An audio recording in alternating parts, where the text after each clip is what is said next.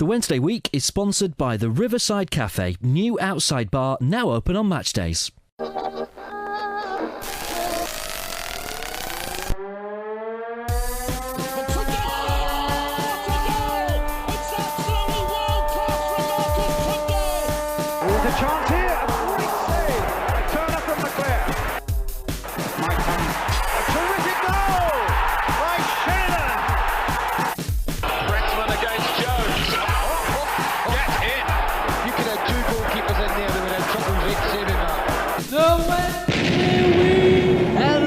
Ladies and gentlemen, and a very warm welcome to the Wednesday week, the Sheffield Wednesday podcast. I'm Lord Hillsborough, and with me on the line, first of all, we have Victoria. Hello there, my darling. Hello, my love. How are you? I'm very well, and may I say, Victoria, how lovely you are sounding this evening. Oh, well, my lord, that's because I'm in my new studio. Oh. Hello. Do you also have your rather fancy pants on? Yeah. I've got no pants on. Oh, no. No need. Start again. And of course, on the line, we have Mr. James Marriott. James O'Bean, how the devil are you? I am definitely wearing pants, you'll be glad to know. I'm very excited tonight. I'm glad that we're back. I'm glad that the football's back. In fact, I'm so excited that I've written a poem. Ooh. Okay? It's not quite finished yet, but bear with me, all right?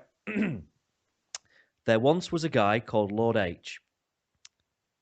That's as far as I've got. Now, I realise it's not great, but it's got potential. I'm thinking if I had a line every week, by Christmas, I'll have an actual poem. Because then he could have opened a packet of seeds and... So you've already just come up with a better poem than me in the space of 10 seconds. Oh, I love how you call it a poem. That's what my nan calls them. So your nan's wrong as well. But no, ladies and gents, whilst you're listening, if you have a next line for James's poem, by all means, tweet it in. But please, don't make it about Wolves away. It's been done. Good Lord. Right, then, ladies and gents, let's crack on then, shall we? First things first, the team took a little trip out to Portugal, didn't we? We did. Our annual... is it called like a pre-season camp or a training camp? Training tour. Pre-season training tour. Tour's a good word, isn't it? That makes it sound like ninjas, doesn't it? And we always go to Portugal now, don't we? We've been to Portugal for the last, 3-4 years now that we've been there. We're turning Portuguese. I think we're turning Portuguese. I really think so. You get really cheap Jet2 flights at this time of year as well. I was convinced that they'd go to Thailand this year. But alas, no, maybe we're saving that for the second coming of the Premier years. So yeah, Portugal. We won one of the games against Nacional. Is that how you pronounce it? Nacional. We won that one something like 4-0, 4-1. Can't quite remember. And then we lost one against like a second division team over there. But I think we played like a second string and we lost that 3-2. So we scored a lot of goals down there. And I've watched the highlights of the games, and two things from that. Firstly, we actually played some really good football in Portugal. Secondly, not sure about that black and orange away kit. That orange is very bright. And you see, when I saw it being played in, that's when I started to quite like it, actually. I think it's quite smart. It's all right. I'm unsold on it. But it doesn't matter. If we're bagging in 4 goals a game wearing it, I will be happy. Absolument. And of course, essentially, it looks as though the team has had a rather lovely bonding session whilst they've been out there as well, because it looks like a lot of fun was had by all. Are we talking about the yoga here, or was that back in Sheffield? That was back in Sheffield, I'm sure. We'll come on to that later. There's been, Carlos has made a few points about the team sort of spending some time together, etc., and doing things together, which is something that we certainly saw from last season. Obviously, the team bonding, the team being together, and quite simply just enjoying each other's company. And also, it was nice to see some of the younger chaps out there as well, wasn't it? Yeah, they did have some of the... I hate using the phrase kids when you're talking about kind of like younger players. It sounds like quite blasé. But yeah, people like George Hurst and some of the other younger players were out there and were involved, which is really good. And yeah, I'd love to know what they actually get up to in their spare time over there, because it's not all going to be training, that is it. You don't take a group of 30 footballers to Portugal, all in their late teens, 20s, early 30s, and they don't just play football for that 3 or 4 days. I'd love to have known what they got up to in their spare time. I really hope they went jet skiing and there was some sort of like montage with like some sort of like 90s classic female rock in the background. Oh, can you imagine? See, I'm thinking more Gaza, kind of thick plastic boobs. No. Lots of ice cream, maybe the odd hooker. That's where I was going. Bit of volleyball, bit of Wilson Phillips. Oh, awesome. Yeah, I just hope it's not something along the lines of what the Leicester chaps got into a couple of years back, because that just all went a little bit iffy, didn't it? That was in Thailand, though, wasn't it? So yeah. That's probably why we didn't go. There we go. Mystery solved. We've got that to look forward to. Maybe that's the way forward. Maybe we go to Thailand, have a bit of a scandal in the Daily Mail. Boom, Premier League sorted. And then win the league. Yeah, good point. Simple as that. Absolutely as simple as that. Of course, the chaps came back, and eventually we've had our lovely little match against Port Vale as well, which all went rather swimmingly, didn't it?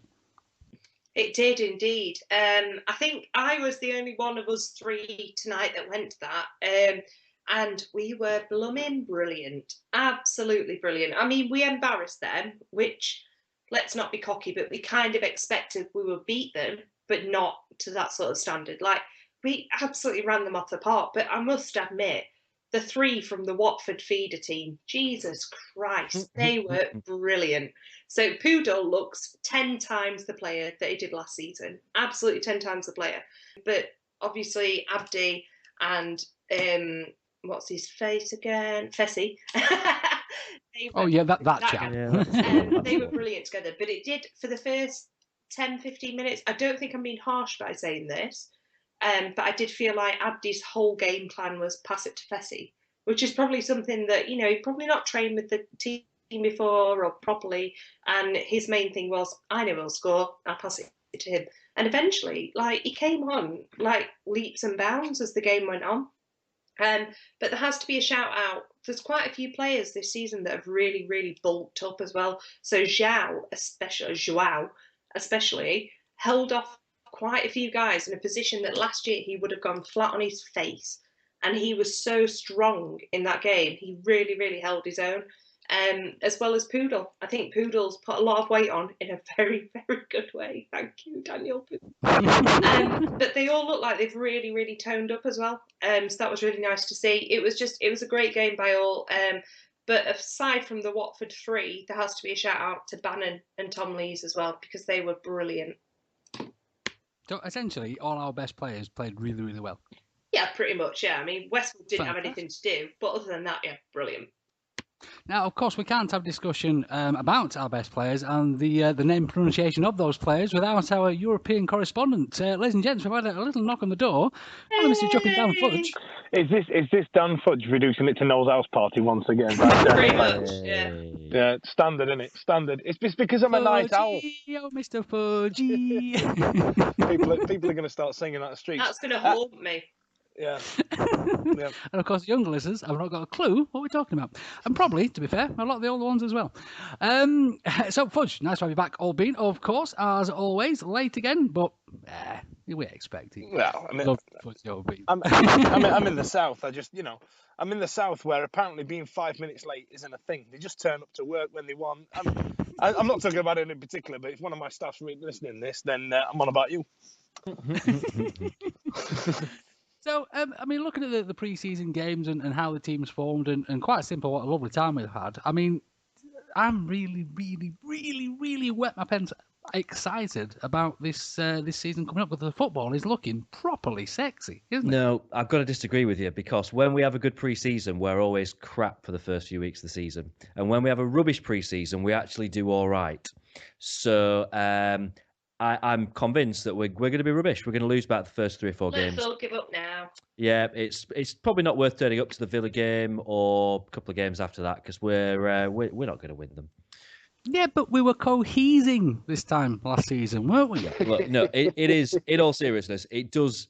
I mean, I've only seen us in like 2 or 3 pre-season games, but we have looked like an actual team. This has not been kind of like players getting to know each other or anything. It's looked like picking up where we left off, with the exception of the Hull game at the end of last season. And if you know, we've not needed to bring in huge amounts of extra players, and that means there's less kind of work to do to get everyone to get to know each other and all that kind of stuff. So we can really hit the ground running this time. And you can't read too much into pre-season, can you? You never can. But you're right that some of the football's been really, really good, really impressive. And you can only beat what's in front of you. I don't care that it's Port Vale or whatever. We beat Benfica in there as well. But you've still got to play the passers. Doesn't matter who you're up against. You've got to play the passers. I must admit, James, I completely agree with that. Totally agree. And I think the Port Vale game was one of the only games that I've seen probably since pre-Hull game that we've looked like we were cohesing as such. But within 15, 20 minutes, it looked like a proper team. But I do agree that I think the Villa game could be a bit of a shock to some people who are expecting, us to go out there and be world beaters. But I think the Port Vale game, if anything, was a really, really good friendly that we could all just get involved. Everyone got a shout out that was going to be part of the fringe team for this season and the main team. But I think that's the only game I've seen so far, really. And I've only seen Port Vale, Benfica and Chesterfield, I believe. Have I seen any more? No. And that game, more than others, looked like we were gelling, cohesing. Sorry. Swear word there, Vic. I'm sorry. I'm so sorry. Apologies to our listeners. That was the first game that I've seen that looked like we were. But other than that, I thought we looked like a great team. Did you see Ronnie O'Sullivan at the game? I didn't, I'm afraid. Oh, I did see so many photos of him. Like, obviously, I was following it on Twitter because I had a hangover and couldn't move. And the number of people, there were more people tweeting photos of Ronnie O'Sullivan than there were of people actually talking about the match. Hundreds of them. We should have got him on. We should have got him on for 5 minutes. Everybody thought of the Owls. Listen, Ronnie the Rocket, what are you saying? What do you reckon about these Owls prospects this year? Similar sort of thing happened when we had the visitation of Mr. Mallet as well, didn't it? There was far more interest in Mr. Mallet than there was in the actual Cambridge game, which was well deserved, personally, I think. If I remember correctly, certainly for me and Vic, there was more interest in a bit of paper that was flapping about on the pitch than there was in that game. I remember, was it Oxford, that one? It was Oxford, wasn't it? Yeah, and there was a bit of newspaper or a plastic bag or something that got stuck on the pitch. And we were tweeting live updates of that.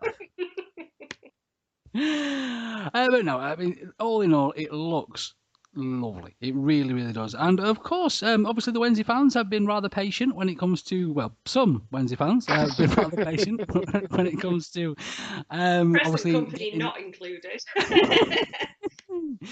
Getting the players in, etc., etc. Obviously, there has been quite a lot of transfer ins and outs. So we've talked about some of the chaps. First thing that came out was, of course, the new contract for Kieran Lee, which I love. Everybody loves Kieran. Everybody thinks he's fantastic. Of course we do. But do you think he flies under the radar sometimes, really, Kieran Lee, about how chuffing good he really is?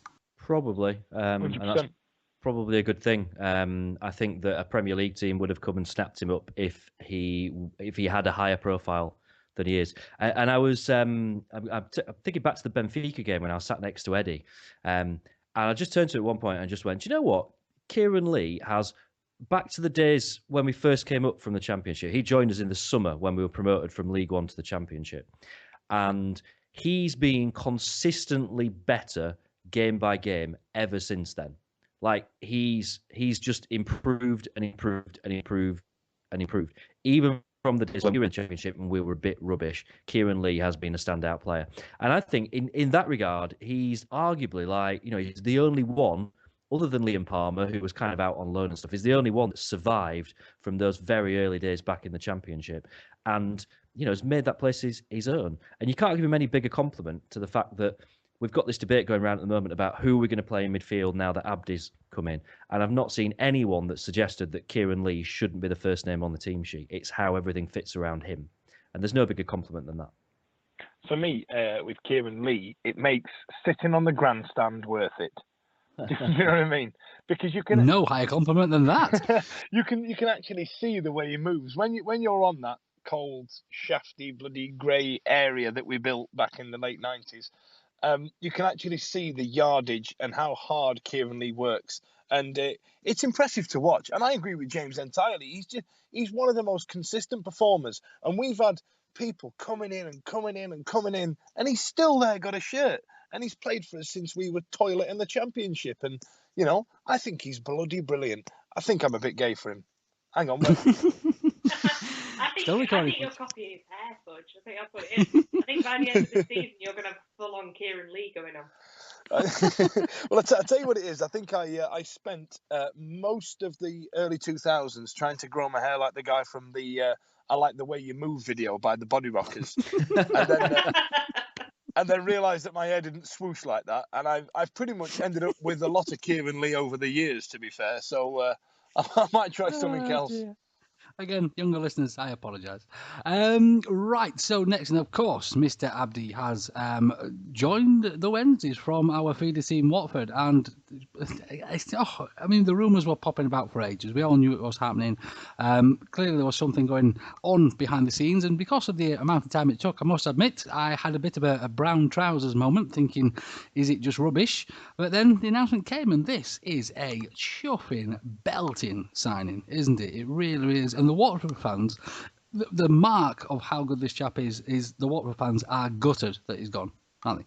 Yeah, I mean, when you think back to when we signed Tom Lees from Leeds, and they were like, "Oh, thank God someone signed him. He's crap. He's rubbish. He's this, that, and the other."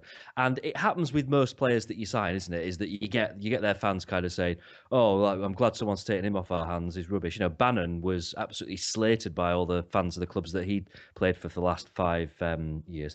And I don't know whether that is testament to actually the fact that Watford fans are probably a little bit more intelligent than Leeds fans and Villa fans, or whether it's just testament to just how good a player this guy is.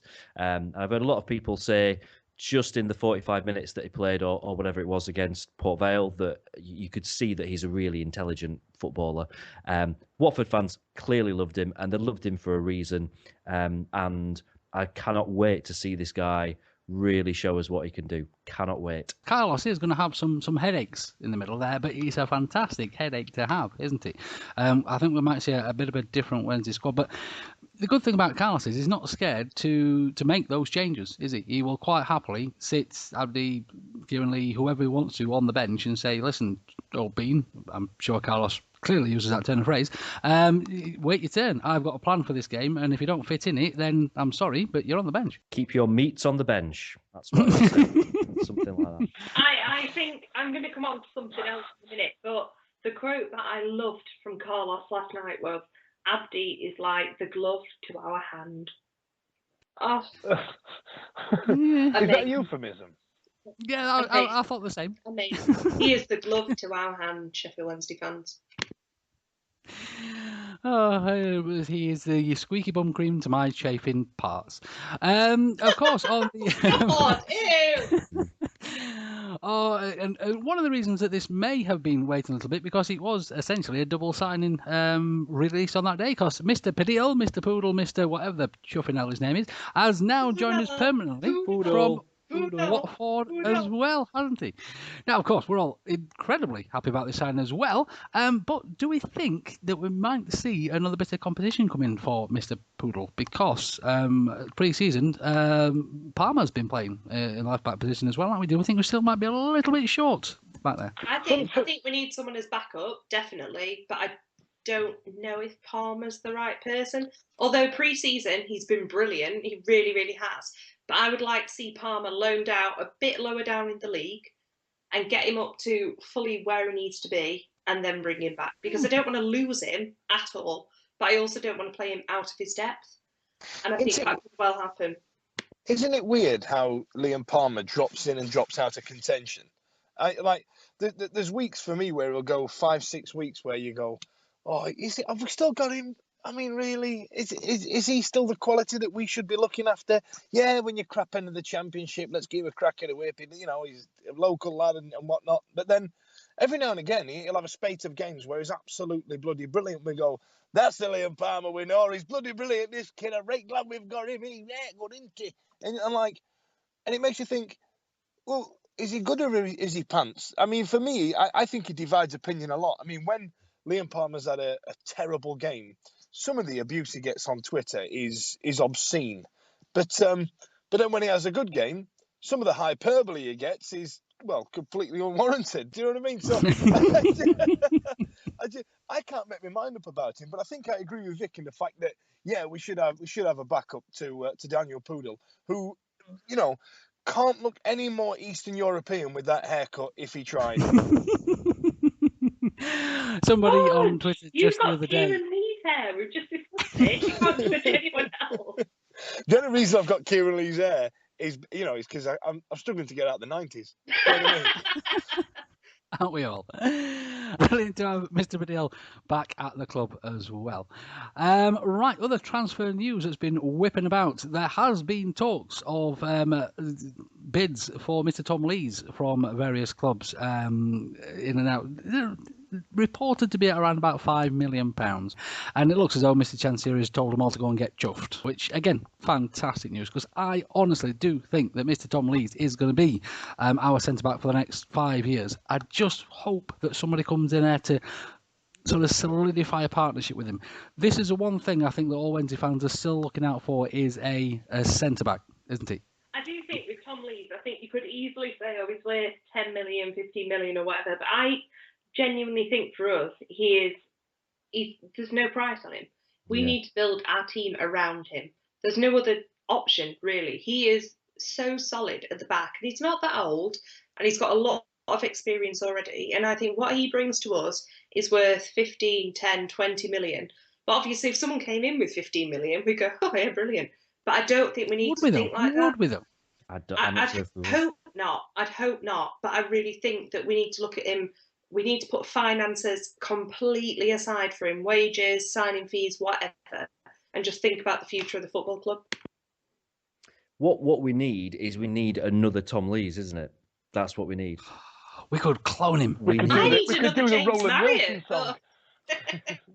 Hey, there's plenty of me to go around, Vic, but there's only one Tom Lees. No, we could just do with someone else that's a bit of a bargain. I mean, you're not going to get anyone that's as much of a bargain as he was, but someone that that we pick up that's maybe gone a little bit under the radar. And there's been a bit of talk about the guy from Barnsley, hasn't there, Alfie Mawson, who's I think they're talking of bids of like £1 million upwards, but £1 million, £2 million for a centre half is kind of nothing, isn't it? Really, but someone that's kind of like just about to enter the peak of their career, when we've got someone like Glenn Louvens around that can really kind of take them under their wing. We've got Sammy around as good backup. It would be a really good time to try and bring that next Tom Lees into the club, like right now. Right now, do it now, Carlos. On the phone, do it now.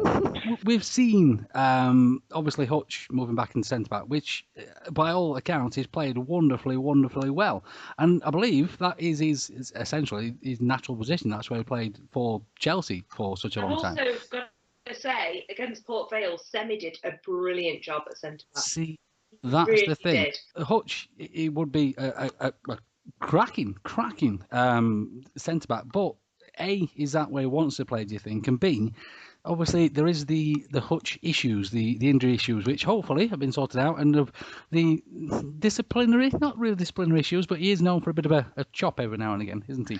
Do we think he's safer in being sort of a little bit further out? I tell you what, I can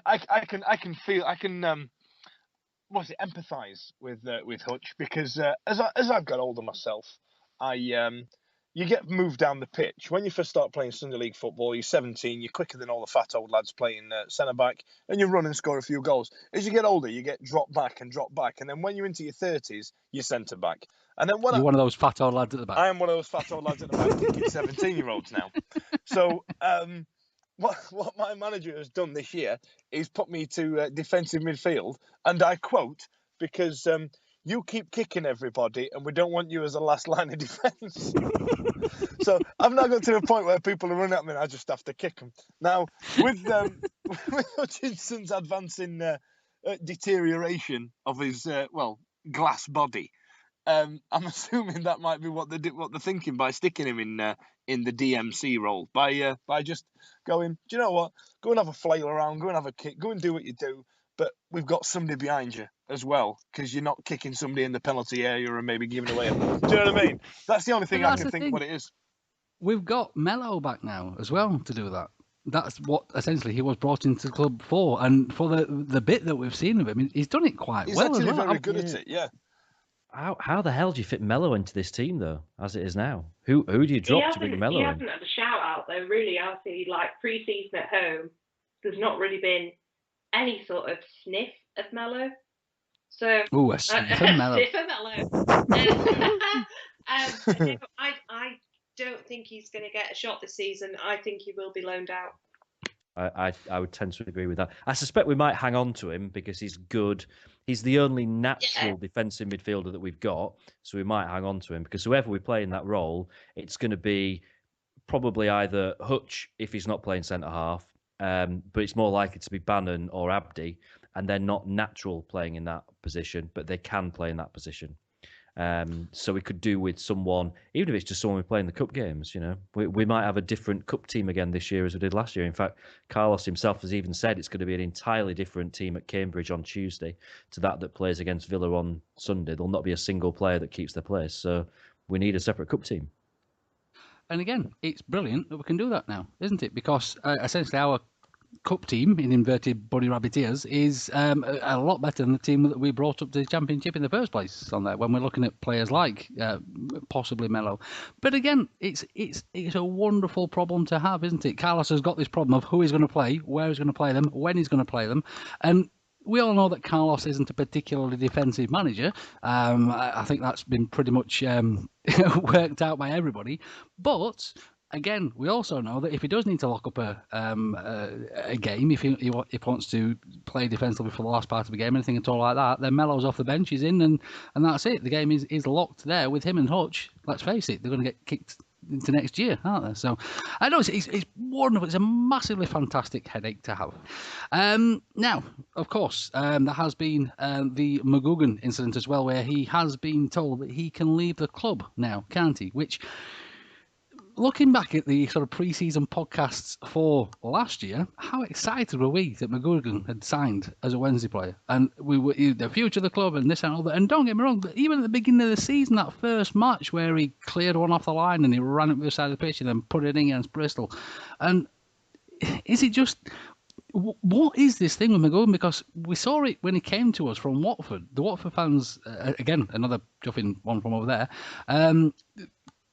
respected him as a player, but I don't know. Do you think it's a dressing room issue or a just not quite slotting into the team issue, or maybe his game isn't what we're after, or what the chuff is it with this chap? Because he's scored some really important cracking goals for us, hasn't he? A lot of people have always spoken about his attitude, haven't they? I think Nottingham Forest said it, and I feel like you say a few of the Watford fans did say that his attitude lets him down. Now with McGugan, for us, I didn't see any of that on the pitch. I don't know if anybody else did, which, begs the question, what was he like behind the scenes? But McGugan seemed to be since he became a father, didn't he, at the early part of the season? And do you think his priorities have changed? Do you reckon he's just not enjoying playing his football? I don't know if it's I don't know if that's the word, a negative attitude towards everybody, or the fact he just don't give a shit anymore. What do you reckon?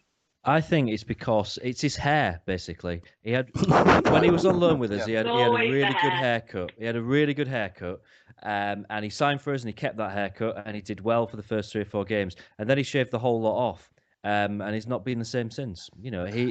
His magical powers come. It's from like Samson from the Bible. That's what it is. So I remember, actually, I disagree with James, because I thought his haircut was bloody terrible when he signed. It looked like that generic short back and sides from Road to World Cup FIFA 98 on the PlayStation. It was bloody awful. But I don't know if anybody remembers at the when we had him on loan towards the back end of the season before. I think it was the God rest his soul, Steve Beastie said that that McGugan should be the bare minimum of who we're signing going forward if we want to kick on. Absolutely. And he was spot on, and that's what we've done. We've got to a point now where McGugan was the first player of us moving forward, and we've signed just as good, if not better players going forward. We haven't signed anybody shitter than Lewis McGugan. And if you're listening, Beastie, called it, son. Well played. And another sort of bit of exciting news is Carlos dropped a little line in, didn't he? That we're looking at sort of another 4 or 5 players more to come in. Where the chuff are going to put all these players? He did say that he wouldn't name positions as well. He was like, I can't name anything, so I don't want to put players under pressure, which is quite nice. That's quite a... It's all well and good, though, not telling them to put them under pressure, but then once you've signed them, it kind of gives the game away a bit, doesn't it? You know what I mean? We've just signed a centre-back, but you're not under pressure, Glenn. It's all right. Yeah, but I think he's got his head screwed on right. I think he knows what he's doing now. I trust Carlos. And this time last year, I was one of his biggest, not critics, but skepticists. I think your actual phrase was, sacked by Christmas. Yes, sacked absolutely. by Christmas, yeah. And now you're gay for him. Wrong. Yeah, I love him. He's brilliant. Do you not think it's really nice the way... Well, I kind of think it's nice, but just give you the twitch a bit. When you see managerial roles come available, and all of a sudden, Carlos is getting bandied around. Do you know what I mean? His name's getting... Like the Southampton job, he was at 25-1 for that, and then there was some other jobs coming up. Like I think he was even linked with the bloody Celtic job at one point, which I found... I've not seen that in a long time. Has anybody else? And the England job, he was actually linked with the England job, which was just unbelievable. Someone asked that, didn't they? The thing last night, someone asked him about whether or not he was offered the England job, and he didn't understand. Bless him. No, but he did. He's got this brilliant... If ever you hear Carlos being interviewed, every so often someone will ask him a question that's actually a fairly straightforward question. Like, the easiest question he got asked last night was, were you offered the England job? And it was the one that he said, oh, I understand. He knew exactly what it was. He just didn't want to answer it. He plays this brilliant card of, I don't understand. Right. Vix, my darling, yourself and Rich went to see Carlos live and in person, looking incredibly dapper. And am I right in saying that he had his own brand of trouser on as well? That's what you've claimed, my lord. I didn't know. I wasn't looking at his crotch, funnily enough. But no, last night, myself and Dickie Al went to the Football Heaven Live. And it was really good. I've never been before. Rich has been a few times, so he was quite used to what happened and everything else. But we sat there for about an hour and a half overall. So we got a bit of an intro from Radio Sheffield and Rob Staten, not Staten, and introduced everybody. And there was some other guy there who I recognise his voice, don't know his name. Andy Giddings was there and a few others. And then all the managers came in, and everyone on Twitter had been saying that Carlos wouldn't be there. But he was, and he looked beautiful. All these questions were asked. It was a lot of blades in the room. There were a lot of questions that were just, maybe want to die. But I must admit, before I talk about what Carlos said and everything else, Chris Wilder comes across as a really nice guy. I have no idea why he's taken that job. Absolutely no idea. He comes across that his head is screwed on. He knows what he's talking about, but yet he's taking a job at Sheffield United. One of the things, before I talk about Wednesday, one of the things that really, really made me lol was that someone asked him about the bid for Brayford, and that there'd been a bid for 1.7 million. And he said, if someone bidded that sort of money in League One for a defender, I would drive him there myself. And it wasn't until a few minutes later that we all went, didn't United pay £1.5 million for it? So that was great. But no, Carlos came across really well. English is obviously still quite broken. But like James was saying earlier, maybe it's strategic that he doesn't understand certain things. Well, Carlos was on the day of recording, shall we say. He was on 5 Live this evening as well, speaking to Clem. Now, Clem's got quite a strong-ish Geordie accent, hasn't he? Understood every single word he said. Not a missed question whatsoever. Quite happy to answer everything. But were they written down beforehand? That's one of the things. Like, you've got to, I've worked in football media. Things are organised properly. Whereas last night it was literally shout out from the audience. But I do have to give a special mention to Nigel Short, who was sat with us last night, and we were all asked if we wanted to ask a question, and me and Dickie are like, no, we're just sitting here just to observe, just see what happens. And Nigel asked a question to the panel that was, so they came over and he said, right, I've got a question to everybody but Carlos, but I am a Wednesday fan. If any of you had as much money as Carlos does, who would you sign? And the room erupted in laughter. And Danny Wilson was the most pissed off I've ever seen any manager before in my life. Danny Wilson and Paul Heckingbottom were like, well, it's all relative. And Carlos looked so smug. He could have literally just Kanye Wested there and then and just flicked out dollar bills to the audience. He was just like, yeah, bitches. Yeah, everyone's talking about my checkbook. And then someone else said later on, I think it was Danny Wilson again, it could have been Darren Ferguson, sorry, said, I don't have a blank checkbook, I can't just sign who I want. And Carlos looked so smug at that point. It was wonderful. Carlos is just such a charismatic chap, isn't he? I think the media love him. I really do, and I think a lot of people, all of the fans have mentioned how well Carlos comes across, and again with all his Portuguesisms, he's hard not to, isn't he? He's the darling of Sheffield Wednesday Football Club, and I tell you what, he does do that sort of Mourinho thing as well, doesn't he? Where he can actually lift the pressure off the team by the way he speaks, but not be an absolute tit while he's doing it like Mourinho does. So, yep. Top marks, absolutely brilliant. I think Carlos has been fantastic all pre-season as well. Right, has anybody else got anything else before we move on to our hopes and predictions for this season? Yeah, what was that white kit about? It was bogging.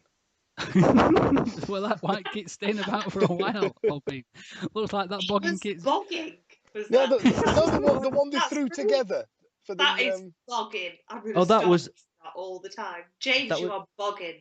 That was that's rude. The knocked up £5 shirt with the Wednesday badge on it. It was bouffing. It was literally a Sondico training top you could buy from Sports Direct for £6, wasn't it? Right, I'm writing these down. Right, so it was bogging, bouffing. Bow. How am I spelling bow? BOWFIN. That's bouffing. They mean the same. And then you've got mad as a fish in petrol and not the fizziest drink in the fridge. I've got those already. All right, no worries.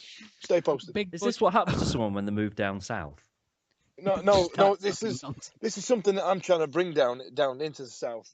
It's called speaking fudge. It's a thing. So bogging. Yeah, right, bogging. All right, I'll practice it. We'll get that. Also acceptable is gopping, but we'll get there. What about guff? Is guff all right, or is guff past it a bit? Yeah. Well, guff has a couple of meanings because I'm sorry to go off topic here, kids. Guff can mean to break wind up in the north. Yes, like such and such as guffed. Oh right, that's not how I do it. As something's a bit guff, as if it's it's just a bit rubbish. It's pish. But yeah, there's also in the northeast, even above Newcastle, there's a place just on the border called Alnwick, and they have a strong Geordie accent, but they kind of have their own language, and they refer to pigs as guffies. And there was one day where me and a few mates were up there, and we were heavily refreshed. And we started spray painting pigs. and this guy came out and he had that short accent where he went, "Jesus Christ, somebody's painted me guffies blue." And I don't think I've ever laughed so much in my life while sat in a barn cowering for my life. I don't think I've ever laughed so much in my life while sat in a barn. Yeah. Do you know? I was at the farm painting pigs blue and I had a beer. You know what I mean? Get any more Yorkshire. We have a wide variety of listeners to this show. If anyone is listening that kind of is involved in any kind of TV company or anything like that, you need to think, get Alan Titchmarsh off the frigging TV. You need to get this guy on. The UK, according to Fudge, every week visits another part of the UK with a ridiculous story. This week, it's the northeast and some pigs. Otherwise known as guff. Brilliant. Oh dear, I miss Fudge when he's not here. If I could possibly drag this back to the football, of course we do have the new season coming up. As I have mentioned, I am quite honestly wetting my pants excited. I really, really am. I assume everybody else is the same. But in last season, this time, I was hoping for pushing for playoff spots. Obviously, we did. We did it very, very well. This season, I personally think playoff spots might be a minimum, possibly automatic. Am I being a little bit too glass half full? The way that we are, signing people and getting in players that we've dreamed about for years and years and years, I don't see why champions or runner-up isn't a target. I really, really don't. I don't want to go through the playoffs again. It cost me so much money. My liver still hurts now. But looking at the Abdi, the Poodle, all those sort of things show intent to me, and that shows to me that we're going for it. And I wouldn't be surprised if Mr. Chansiri doesn't accept less than a win every game. I agree with you. I think we may run the risk of. Does anyone remember back at the early part of the season, Reading were 7th and sacked Steve Clarke, didn't they? They were one of the teams we were fighting with to get to the playoffs, and they gave Steve Clarke the elbow, the Spanish Archer, and they ended up just absolutely free falling after they got rid of him. And I'm thinking that this could happen here, and if we don't show any significant improvement of us, because bear in mind we kind of flirted with the playoffs and just kind of snuck in the back door the last 6 or 7 weeks. Now, if we're not solidified in the playoffs by Christmas, I think that the Wednesday fans are going to go mental, or Chansiri might start making some big choices on Carlos, for example, as well. Does anybody else agree with me, or can anybody else smell that on the horizon? Let's not even think about that at this point. That's crazy talk. Talk. This is football. We'll be top of the league by then. I don't know. It's so hard to call. You mentioned the example of Reading getting rid of Steve Clarke. Derby sacked Paul Clement when they were they 4th? And in the end, they actually finished 5th and didn't go up through the playoffs either. Didn't they say that promotion wasn't a target when they got rid of him? They said promotion was never a target. Well, what are you even bothering for? You know what I mean? Why are you even bothering putting the boots on if you don't want to win, you bloody idiot? Christ, these people. Some interesting news from today, which is that Sky Bet have released their odds for promotion from the Championship to the Premier League. No great surprise that Newcastle are the favourites at 19-10 to go up, and then you've got Norwich at 10-1, you've got Villa at 11-1, Derby at 14-1. Wolves at 16-1 and Brighton at 16-1 as well. So we are certainly, according to Sky, we're not in the top 6 favourites to go up, and I absolutely love that. I'm delighted about that because it means that we are underdogs, and I think that suits us better than being one of the favourites. There's no pressure on us. That's really odd odds, if that makes sense. Like, for example, Norwich 10-1.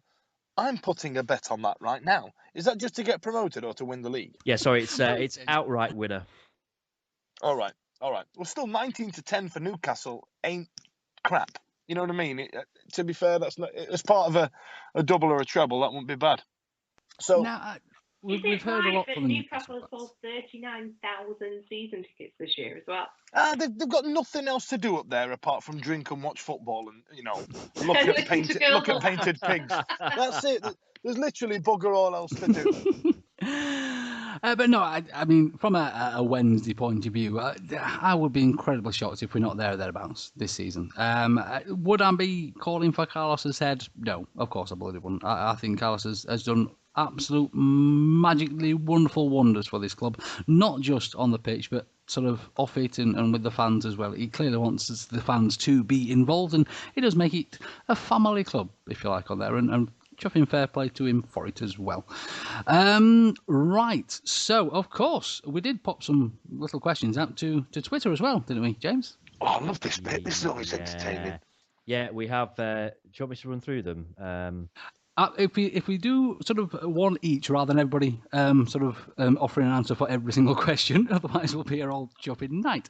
So right, okay. As Vic is the person that's seen the most amount of pre-season games, including the Port Vale one, this is to her. So this is from @Kieran McKeith, and there was also one Gary Reaney that was asking about this as well.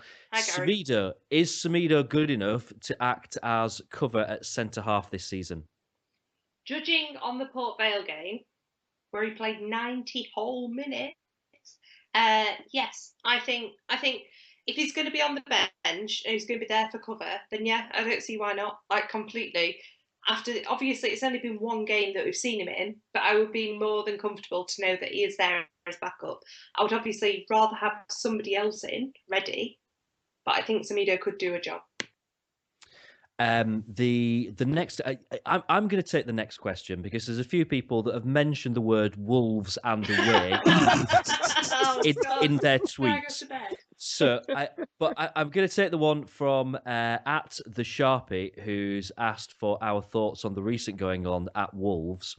I think slightly tongue-in-cheek, but worth mentioning because, of course, they've been taken over now, haven't they, by the is it the Chinese that have taken them over? And stupid amounts of money going into there. And they sacked their manager at 11 o'clock on Friday night, having said that they were going to back him in the transfer market. And then by 10 o'clock Saturday morning, they'd appointed a new manager. Anyway, all of this aside, what it does mean, and this is an incredible statistic, let's bear in mind that Carlos became our manager on the day pre-season training started last year.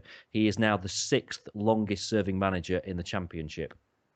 That's crazy, isn't it? Unbelievable is what that is. That's last ridiculous. Night as well, at the Football Heaven thing, they pointed out he was the only manager there last night that was there last season, which is pretty impressive, to be fair.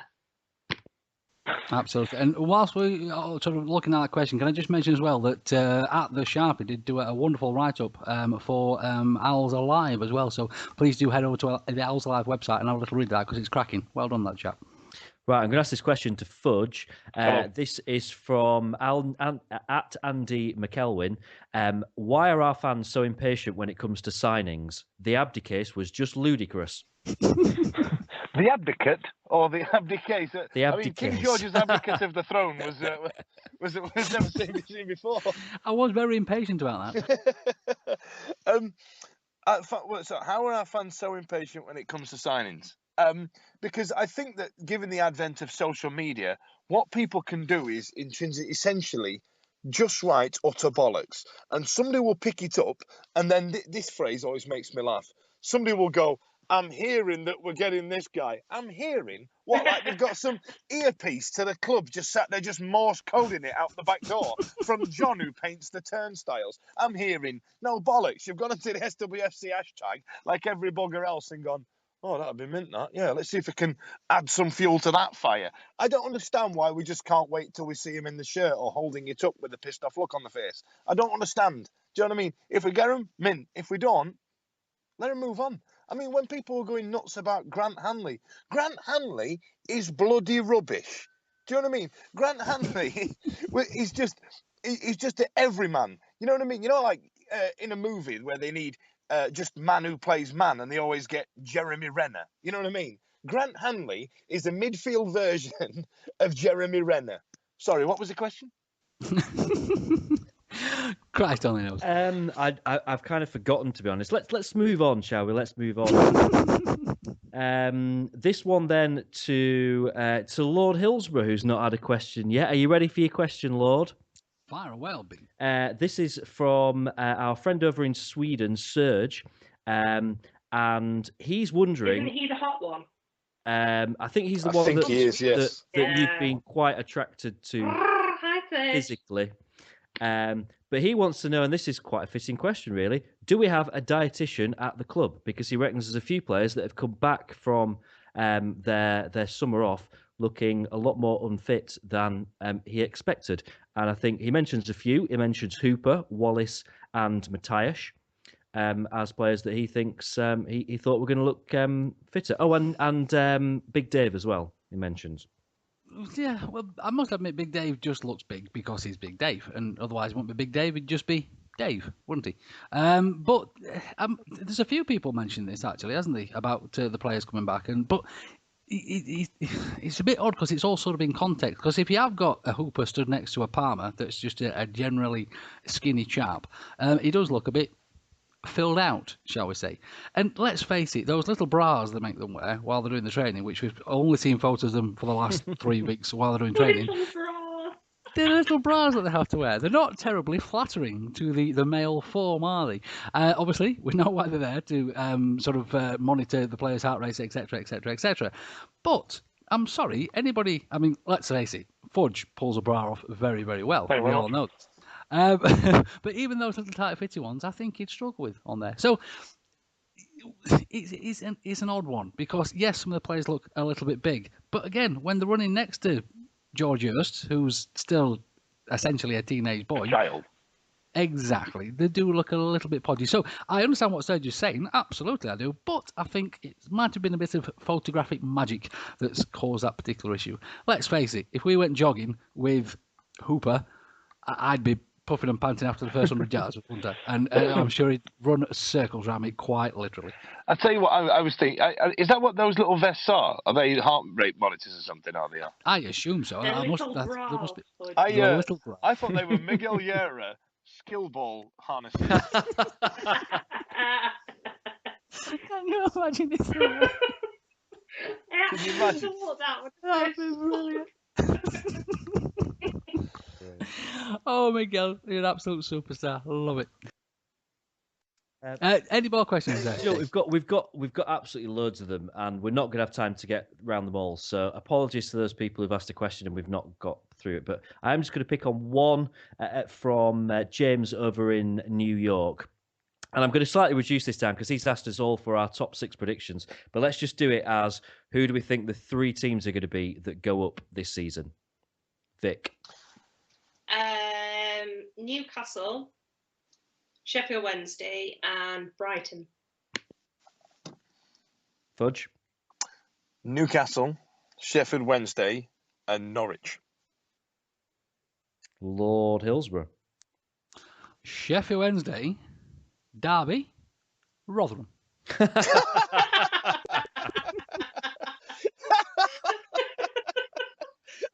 Wow. You wait. You just wait. When we play this back on the last game of the season, you'll be laughing on the other side of your face. We will be laughing. We will be laughing. Wow. Rotherham. Mine will be Newcastle, Brighton, Sheffield Wednesday. And that concludes the Twitter interlude for this. Thank you to everyone for their questions. If I could again, please drag this back to football. Of course, we have the first match of the season popping up at Hillsborough, and let's face it, it's a bit of a biggie. We've known about it for a while. We know it's coming, and we know it's a former Premiership team that has come down this season. Villa are visiting Hillsborough for the first time in quite a while, aren't they? And it's going to be a bit of a test. But to be fair, Villa don't look like they're pulling up any trees at the moment, do they? No, I think they're going to have a difficult time. I really do, and I think that they've. I've seen people predict that they're going to go straight back up. I've seen people predict that they'll be mid-table. I've seen people predict that they'll do the double drop and will go down into League One. I just don't think anyone knows. They don't seem to have strengthened all that much. They've still got a lot of real dead wood around that football club. And the Championship's not a forgiving league. I mean, the Premier League wasn't a forgiving league for them last season, but the Championship definitely isn't. If they're not on the game, they won't beat teams. They will get beaten week after week. So they're a bit of the unknown. It's a good it's arguably the best time to play them, arguably the worst time to play them. They're going to want to make a good impression on their return to the Championship. We are going to think that we've got a good, we know the league better. We're more suited to it. That we can go out and we can show them what the Championship's all about. So it's a bloody hard one to call, isn't it? But it should be a cracking game of football. And it's only midweek now, but the weather forecast is for a nice sunny day. It just sounds like it's going to be a perfect game. Villa have sold out. Apparently, the North Stand has sold out this evening, so the North Stand is full. Hillsborough is going to be absolutely rocking on Sunday. I cannot wait for this one. Oh, well, I have an in here, and you can quote me on this. As I keep mentioning, and nobody seems to be getting impressed by, I do know Steve Clarke's boy John, and him and I. Really? Yeah. Is that like his equivalent to Boy George? Yeah. Really? Yeah. So Steve Clarke is now the assistant manager at Aston Villa. I go drinking with his young boy. Now, John, actually, I say young boy, he's nearly the same age as me. Now, John does listen to this show, ironically more than I do, to be fair. So everybody listens to this show more than you. So I said to John when he's probably on it more than you, Fudge. When Di Matteo and his father took the job at Villa, and I said to him, "So what's your dad's first impressions?" And he went, "Well, I called him up and said, thanks for the heads up. We normally put a bet on that sort of thing. Why don't you tell anybody? Rubbish." And the second one was, "They're all shit, John. That Gabriel Bonlaw is just a big fat pig." Now, That is from the horse's mouth, that, ladies and gentlemen. That is. Can we just say that those are the words of Fudge and not Can I just those point of out that we Preseason? don't have a sponsor yet, so we also can't fund any sort of legal suit.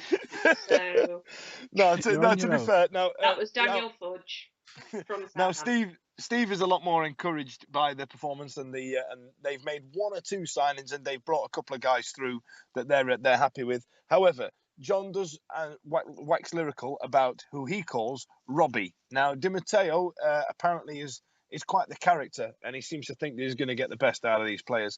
Me, I think they're bloody rubbish, and we're going to batter them. But they seem to be quietly confident over there. That's my in there, kids. It's and as tough as it sounds, that's me clearing it up with the swearing. Because let's be fair, they are Scottish. Hillsborough is going to be utterly chuffing bouncing, isn't it? It's going to be amazing, absolutely amazing. Of course, once we've beaten Villa, what shall we say, 6-0, top of the league, etc., etc. Then on the Tuesday we have Cambridge in the cup as well. And Jay, you mentioned earlier that this is going to be a completely different side, isn't it? More important than the side, and I know that Fudge will be particularly happy to hear this. It is the return of the camper van crew. Because me and The mega bus is coming and everybody's bombing. I don't know the words. unfortunately, it is a different Jeff, camper van to because Cambridge. the previous one did actually blow up. So this is a new improved camper van that we are going to Cambridge in. So keep an eye on the Twitter, and I'll make sure there's lots of photos of it, and you can keep up to date with it. I want to get some magnets printed up so you can see it down the road. You know, like some magnets down for the side of it. Brand it up. Yes, we'll. I'll just take a felt tip pen, just scribble on the side the Wednesday or that on big on Sharpie. tour. In terms of the actual football, yeah, I mean, Cambridge obviously are. I think they're League Two, are they, Cambridge? You would think it's a fairly straightforward win for us, but saying that, it is going to be a different team, and I don't. Have we got a big enough squad to be able to put out a really good strength second 11 at the moment? I don't know. It's going to be interesting. You think that people like George Hurst and maybe a couple of the other, maybe Jack Stobbs, someone like that, will get some game time in this one. So it could be an exciting one. It could be a good game.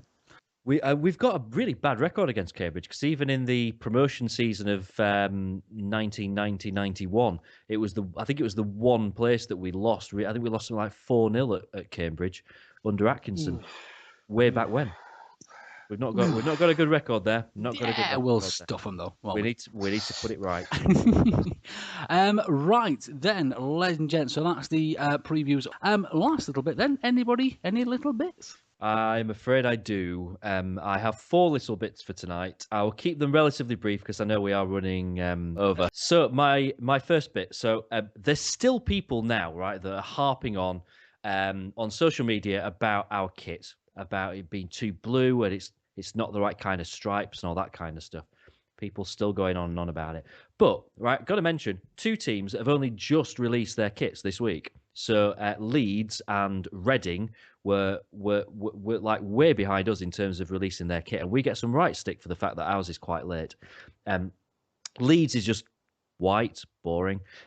Reading, which is just like blue and white hoops as it always is. But I don't know if you saw this. It's in space. Yeah, Reading did this thing whereby they did, like we do like Facebook Live and Periscope, you can do live videos on YouTube, and they did seriously a 1-hour live video on YouTube building up to the release of their kit, which was basically like this small spacecraft that I think set off from Reading and went into space, and then after an hour, the screen just went really fuzzy for a minute, and then it was a picture of the kit dangling from the spaceship in space, and then it went fuzzy again, and then it was a picture of the away kit dangling in space, and then it went fuzzy again, and it was back to being the spaceship. Now, aside from the fact that if you're a Reading fan and you sat and watched that for an hour, when actually they could have just shown you a frigging photograph of it, but it made me think, right, we're really boring with our kit release stuff, aren't we? We need to come up with some better ideas on how to release our kit. Do it on the moon. Yeah, where can we go that's further than space? Maybe like Milton Keynes, something like that. That's weirder than space. I thought, and I know the club won't do this, but I thought we could make a real political statement whereby ours could be like a live video of like maybe a young Chinese child stitching it by hand in one of those sweatshop factories over there. Oh, with us being It Sondico includes- and owned by Literally Sports Direct, just I don't know think if I that would. I don't think that would go down well, do you? Well, maybe not, but it's it's highlighting the social issues of this day and age. Oh, you want to I build Trevor thought, McDonald with it? Is that what yeah, it is? You want to yeah, that's it. social Yeah, commentary, that's a kit it. Yeah, release? yeah. I like that. We're making a statement by doing it. Naturally, I put this out onto Twitter to get some ideas. Some of which were good, some of which were really crap. So we'll run through some of them. What did I get? So yeah, quite a lot of people talking about doing things that included burning the current strip, including the sheriff, but with a 5 instead of an S in his name. That says he wants a mass bonfire of the home kit we've got now, and then out of the ashes rises actual blue and white stripes. So there's an idea for when you that. I'm not sure about at Jeff SWFC, who said that it would be best done with a picture of the kit being modelled as a bikini by me. Not Brilliant on that. idea. A couple of ideas from at #Chambers, who says fill a plane with them, fly over. No, this wasn't from him actually. This was from Pete, who says fill a plane with them, fly them over Bramble Lane, and drop them to the sound of The City Is Ours. I've got loads of others as well. #Chambers saying, why not have Dini, Anya, and Igalo modelling them at Owls in the Park? Thought that was good. Feed the kids. What else have we got? And Monty Dangerous, who came up with loads of ideas, so I'm only going to mention one of them. My favourite was to have Ben Marshall locked in the medical room trying to get out in the new kit. Send me more ideas on the most ridiculous kit launch that we could do for next summer, and genuinely I will try and convince someone at the club to do it. I promise I will try and convince someone at the club to do it. Right, what other things have I got? Oh, the squad numbers come out tomorrow. It's going to be quite interesting to see who gets number 9. That's going to be an interesting thing for tomorrow. George Hurst. I'm not sure it'll be either of those. We will see. We will see. Apparently, as well, tomorrow the badge on the south stand is coming down. You know, the owl on the south stand. Apparently, that's coming down tomorrow, and the new owl is being put up. That was a hot topic. I will keep a lookout from my attic window. However, I can only see the north stand. So can you? You should mention that. You're going to have to walk the 3.5 yards. If I do a dog walk tomorrow tea time, I will Periscope live. Oh yeah, we can see that from the Riverside Cafe, can't we? No. The owl. No. Pretty much, actually. If you stick your head out the door, you can. No. Let's just wait for me to go and do it. I've got one more bit, right, and this is a bit of a calming moment in the madness that is supporting Sheffield Wednesday at the moment, because I want to take you back, and I want to take you back about 18 months. Do you remember a guy called Hafiz Mamadov, who was basically is what we could have won? So he was the guy that was originally going to buy Sheffield Wednesday from Milan before the deal fell through. Is he the guy that was the reason we had the same sponsor as Atletico Madrid? Yeah. So, we had the Azerbaijan thing from him, didn't we? The Azerbaijan Land of Fire, yeah. And then obviously all went a little bit stale, and it turned out that maybe he hadn't got as much money as he was making out.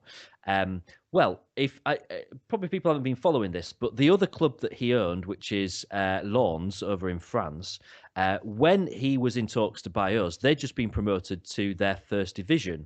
However, they got immediately relegated straight back down without even playing a game because of financial irregularities, because he didn't have the money that he said that he. Now, though, they've been told they've got to find 15 million euros or they're automatically relegated to the third division.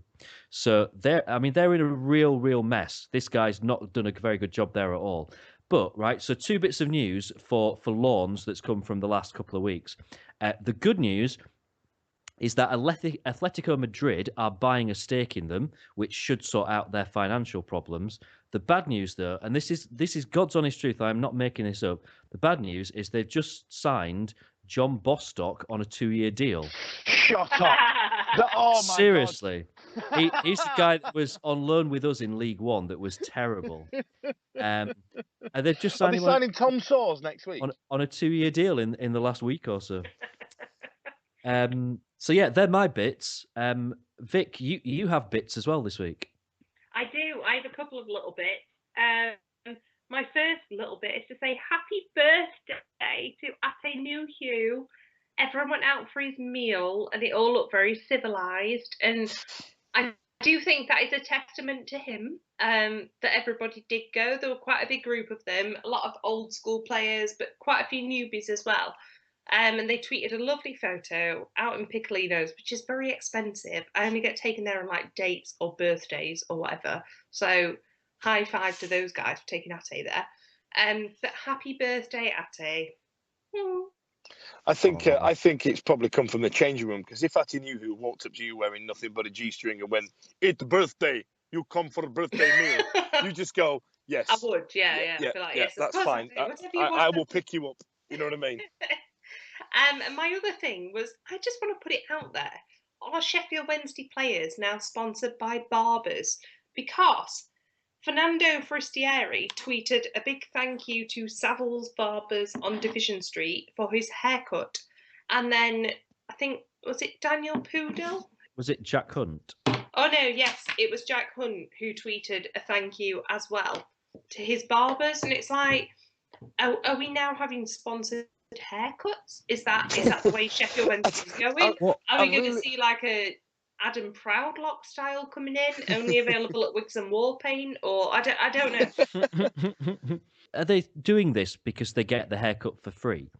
Because we've got players on like 20 odd grand a week here who won't pay the 25 quid to have their haircut. They think, I'll tweet a picture and get it for free. There's something wrong there. So if there are any hair salons or nail salons that would like to, or waxing, if you want to wax me, and I will tweet it for free. Not a photo, because obviously that's right. I had to sit and watch you have your feet eaten by fish. I don't want to. Yeah, that's true. That's true.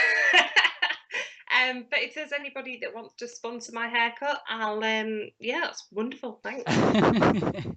Fudge, I believe you've got a little bit for us as well. Yeah, just the final one, and it's gone viral today because online used to be funny, not funny anymore. Shitrag, the Lad Bible, shared it today, and it's the video of the young boy being brought to Hillsborough for the first time, and looking out across the crowd. I mean, bear in mind as well, it wasn't particularly a sellout either, and he's the look on that kid's face is absolutely outstanding.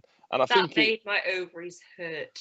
Oh, literally hurt. It's I just can imagine brilliant, the making. It's amazing. It's amazing, and I think I owe Vic an apology. Right back to I think episode 2 of last season. Oh my God! Can someone take notes? I know somebody's going to have to document this. If only there was a way of documenting audio. But anyway, back in about episode 2, I said to you there was a woman complaining that it was costing her child, a baby, something like 17 quid to take a young baby to Hillsborough. And I went, that's how much it costs. They don't give a shit. You know what I mean? It don't make a difference. Sodom, buggy you. You know what I mean? Yada, yada, yada. Now, I noticed we've brought in an under fives price now this year. And if it invokes a reaction like that kid, then fair enough. You know what I mean? Get the kids in, because that kid is now for life, isn't he? Yeah. That's it now. He's sorted. That's brilliant. His dad's done his job. Brilliant. How great for him as well is that there's now an actual record of his reaction the first time they came into Hillsborough. Like, I would love to be able to watch back a video of my reaction the first time that I walked up those stairs and saw the inside of a football stadium. But it was. It's a generation my dad thing, doesn't isn't remember it? As well, like it's like now everything is documented on video. Can you imagine? Oh, it was so cute. That's what it's all about. Absolutely. If I may just add quickly a little bit of my own as well, I would like to say a big thank you. Hold on, what? I've got my bits out this week, especially for you, Victoria. I would like to say thank you to Richard Gill over there on Twitter as well, that tweeted a wonderful picture of the players' yoga class. So if you enjoyed this a lot more than the rest of us. I don't know why. I just thought it was absolutely fantastic. I think for me, it's the stoic look on Barry Bannon's face. I think it's beautiful because Barry Bannon's, he's a Scotch guy. He's a little terrier. And he's just completed the alignment of his Zen, which is fantastic. Right then, ladies and gents, that's going to bring us to an end for this week. Fudge, Albin, if people want to get over you over there on the Twitterage, where can we do that? Yeah, you can find me at Dan Fudge on the Twitter rings and or on Facebook. I've pretty much got the same thing going on. But yeah, come and say hello. I'm pretty lovely. Pretty lovely. I think that just about sums it up. Oh, boy. Sorry, pretty and lovely. James Albin, where can people get hold of you over there on the Twitter? You can get hold of me at James Marriott. Fantastical. Victoria, my darling, if people want to follow your tweetage, where can we do that? Oh, my love. You can find me at Victoria1867 on the Twitter. Of course, if you'd like to find me over there on the Twitter, you can do that at Lord H. That's L0RD_H. If you'd like to follow our Twitter, you can do that as well at TWWcast. Of course, follow us on Facebook. See our YouTube channel. Again, there's some cracking videos up there. Thanks to our new video chap, Richard III, as well. So, what is Richard III's actual name? So we can give him a proper shout out, just in case he does need any business from me. His real name is Richard Tissington. If you want to follow him on Twitter, he is at Editing Richard. Fantastic. So have a little look at those videos. They are fantastic, aren't they? So if you would like to sort of push any of your business Richard's way, then I'm sure he'd be more than happy to have a little look at that as well there for you. If you would like to email the podcast, you can do that at twwpodcast@gmail.com. And of course, you can find us in all the usual places too. Ladies and gents, it's been a pleasure. As always, be good, be safe. And we will see you real soon. Bye.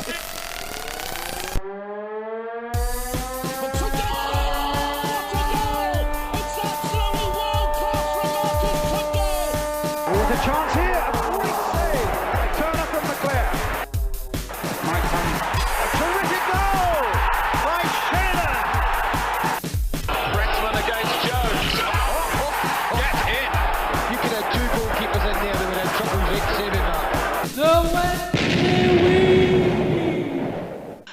Right then, ladies and gents, so that's the previews all over and fun with. Last little bit then, anybody, any little bits? You say all over and fun with? Then? All over and fun. All over and fun with. What a few snorting tonight, my lord. I'm rather tired, I must admit. It's been a long but Jesus Christ, you make me sound sober. Let's not start being silly, Victoria. I'm afraid I do. I have 4 little bits for tonight. I'll keep them relatively brief because I know we are running under. No, what's the opposite of that? Over. Over. It wouldn't be the Wednesday week if I don't get stuff wrong. Good Lord, what going terribly wrong. One of them being that last sentence. I just took my...